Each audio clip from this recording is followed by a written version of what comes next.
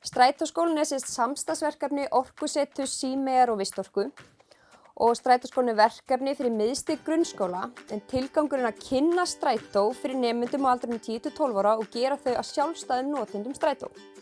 Fyrst horfa nemendur á kennslumyndband strætóskólans sem fari yfir bæði samfélagslegan og persónulegan ávinning sem þau hafa við að nota strætó og nemendur læra einnig áhrif einkabílsins á umhverfið og hvað þau geta gert til að draga úr mengun. En einnig að lesa úr tímatöflum og á leiðarkerfi strætó og skipuleggja ferðir sínar. Stór hluti af verkefninu er vissulega að taka strætó á einhvern ákveðinn áfangastað. En verkefnið er ekki bara á áfangastaðnum eða í skólanum, heldur er hluti verkefnis líka í strætó. Og þar eiga nemendur að gera litla rannsókn, þar sem skrá hjá sér og telja hvað eru margir í strætó, hvað margir fullorðnir, hvað mörg börn, hvað margar konur og hvað margir kallar, svo halda utan þessa niðurstöður og nota seinna.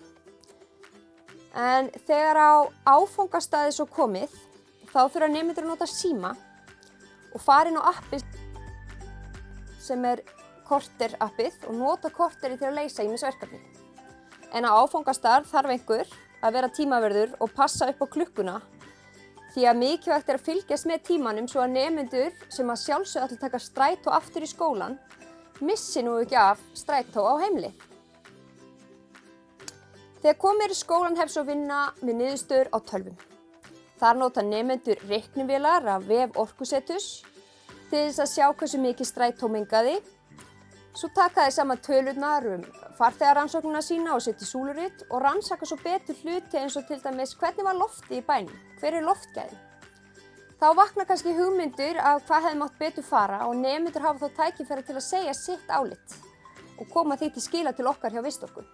En aðalmarkmiðið er auðvitað að nemendur verið sjálfstæðir notendur strætó og nýti það sem allra best. Og það er auðvitað mikilvægt að allir taki strætó.